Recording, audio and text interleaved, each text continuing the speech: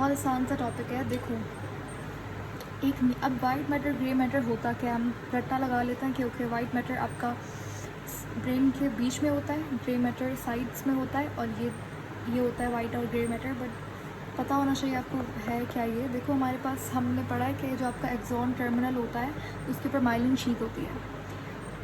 याद रखिएगा, myelin sheath हमारे पास श्वान सेल्स के अंदर एक सब्सटेंस होता है माइलिन, तो उससे माइलिन शीथ बनती है और ये वाइट इन कलर होती है। तो एक्सॉन किस कलर का होगा बताइए?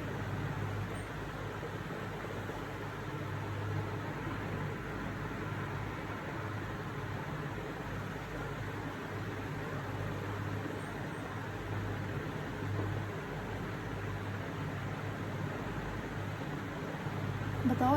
देखो, मैंने आपको हिंट दे दिया। Exactly, good. ठीक है, एक्सॉन आपका वाइट कलर में होगा। क्यों? क्योंकि माइलिन शीथ होती है। माइलिन का कलर क्या होता है? वाइट होता है। आपकी जो ये सेल बॉडी है इसके अंदर तो माइलिन नहीं होता, इसके ऊपर तो माइलिन शीथ नहीं होती, जिसकी वजह से इसका कोई कलर नहीं होता और ये ग्रे इन कलर होती है। तो जब भी आपके पास बहुत सारे सोमा आपस में एक ग्रुप बना लेते हैं तो उसको हम कहते हैं ग्रे मैटर। तो अब आप जब भी ग्रे मैटर लफ्ज़ सुनो आपके दिमाग में क्लिक होना चाहिए, अच्छा what is grey matter? Basically बहुत सारी सेल बॉडीज़ आपस में मिली हुई है, उन्होंने उसको कहते हैं ग्रे मैटर। ठीक है, और एक्सॉन्स जो है उनके ऊपर माइलिन शीथ होती है, तो वो मिलकर वाइट मैटर कहलाते हैं। आई होप ये बहुत अच्छे से समझ आ गया आपको, वाइट मैटर ग्रे मैटर। आगे चलते हैं। अब अगर हम बात करें ब्रेन की, ठीक है, ये ऐसा कुछ हमारा ब्रेन है, ये हमारे पास सेरेब्रम है। खैर हम ब्रेन आज नहीं पढ़ सकते, लेकिन I hope brain is a very interesting topic. कभी मौका मिला तो I will teach you brain. Brain is very interesting. एक क्वेश्चन पूछ लेते हैं यहाँ पे ब्रेन के हवाले से कि हमारे पास सेरेब्रम के दो हाफ्स होते हैं और वो दोनों कनेक्टेड होते हैं किस स्ट्रक्चर से? एक लेफ्ट हेमिस्फीयर होता है, एक राइट हेमिस्फीयर होता है, राइट। वो दोनों किस स्ट्रक्चर से कनेक्टेड होता है?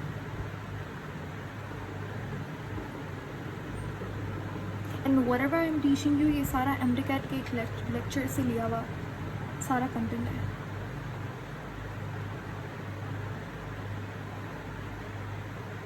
या आई वुड लव टू। पहले बताओ कि हमारे पास हेमिस्फीयर जो है किस,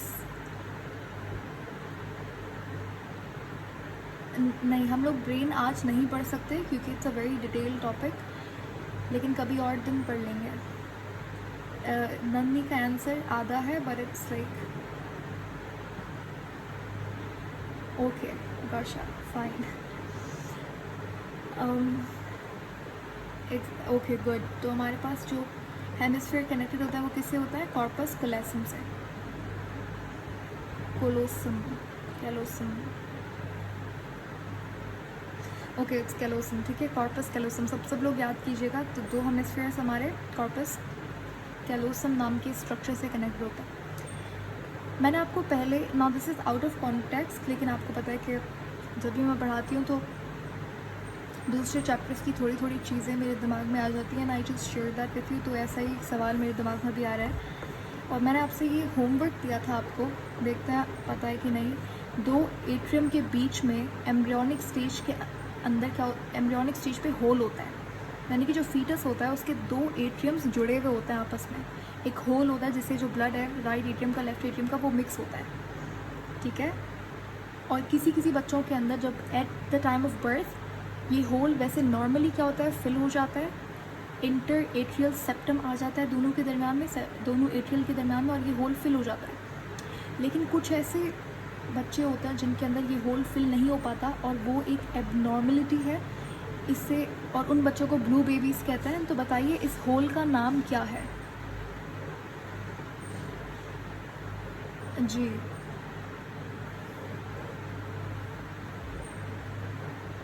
नहीं सेप्टल तो आप, सेप्टम क्या होता है कि दो एट्रिया के दरमियान में समझ लीजिए एक दीवार है जिसको सेप्टम कहा जाता है। सेप्टम दो चीज़ों को अलग करने की चीज़ होती है।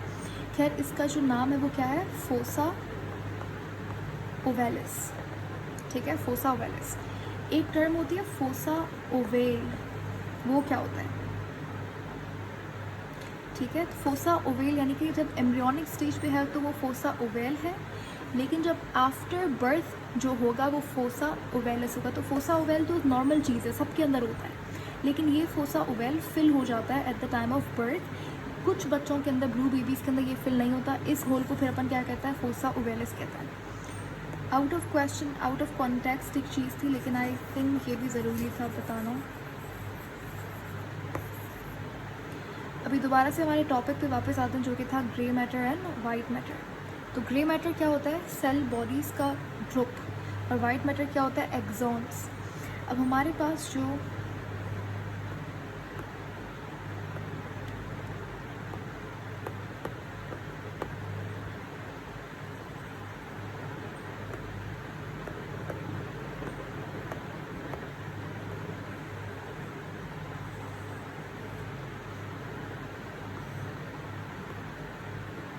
ओके, ये ब्रेन का मैंने एक हेमिस्फीयर ले लिया, मतलब एक बंदा था, उसको उसका हम लोग साइड व्यू देख रहे हैं,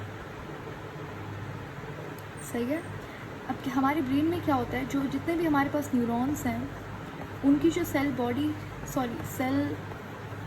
न्यूक्लियस होता है, हाँ सेल बॉडी बोलेंगे ना, जो सेल बॉडी होती है, जो सोमा होता है न्यूरॉन का, वो ब्रेन के साइड्स पे होता है, ठीक है। ब्रेन की जो बाउंड्री होती है वहाँ पर होता है।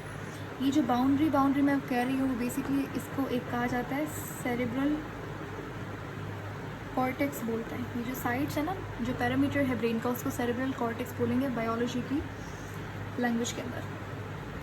तो समझ आ गया आपको। तो ये जगह पे हमारे पास सारी सोमा पड़ा हुआ होता है, जिसकी वजह से ये ग्रे मैटर होता है, और बाकी जो एक्सॉन्स हैं वो इस तरीके से होते हैं, ठीक है। तो ये वाला पार्ट एक्सॉन्स कैसे होते हैं, वाइट होते हैं, तो बीच में क्या होता है, वाइट मैटर होता है, और सेरेब्रल कॉर्टेक्स में क्या होता है, ग्रे मैटर होता है, सही है।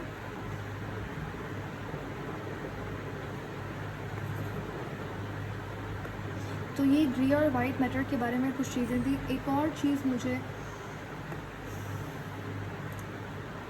आपने एक टर्म सुनी होगी, गैंग्लिया, बहुत कॉमन है गैंग्लिया। गैंग्लिया कहते हैं किसको है,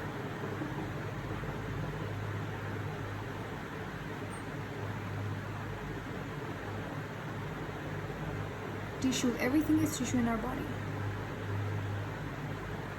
explain it, elaborate it, what do you mean by tissue.